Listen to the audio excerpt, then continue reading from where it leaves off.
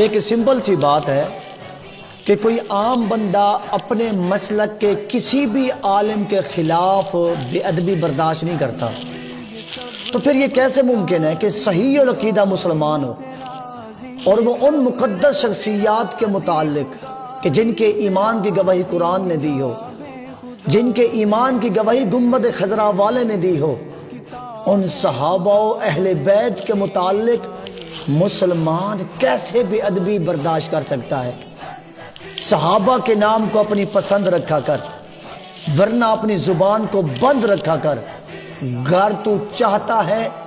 زمانے میں سرفرازی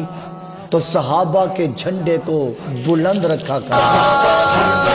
ابو بکر عمر عثمان و علی حسنین و معاویہ حق ولی، ابو بکر عمر عثمان و علی حسنین و معاویہ حق ولی، ہر کوچے میں ہر گلی گلی یہ نام لکھانا چاہتا ہوں، یہ نعرہ لگانا چاہتا